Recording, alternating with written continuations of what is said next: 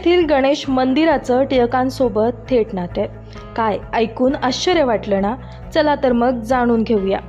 तळोदा येथील गणपती गल्लीतील श्री गणेश मंदिर हे अतिशय प्रसिद्ध असून या गणपती मंदिरामागे एक इतिहास देखील लपलाय.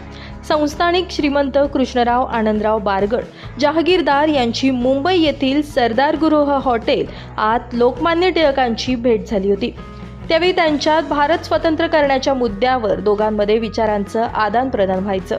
बारगड जहागीरदारांच्या आग्रस्त टिळकांनी त्यांना आमंत्रणाच्या माध्यमातून आश्वासन दिलं होतं. त्याप्रमाणे धुळे जिल्ह्याच्या दौऱ्यानिमित्त लोकमान्य टिळक चव देत येणार होते. त्यामुळे त्यांची जय्यत तयारी देखील करण्यात आली होती.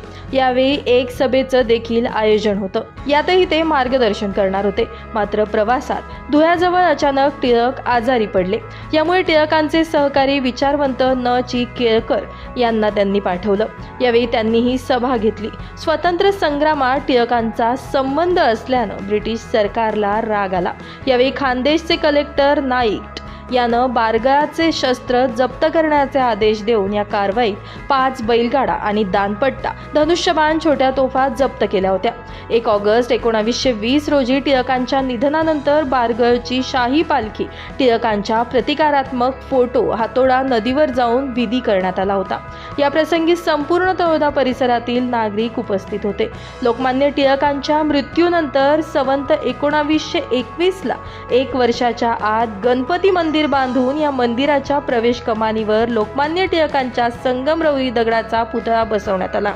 परिसरातील ऐतिहासिक पुरावा म्हणून टिळकांचं हे गणपती मंदिर प्रसिद्ध आहे. आज देखील मंदिराच्या कमानीवर असणारा लोकमान्य टिळकांचा पुतळा आज 105 वर्ष पूर्ण झाली तरीही मंदिराच्या कमानीवर आजही बघायला मिळतो.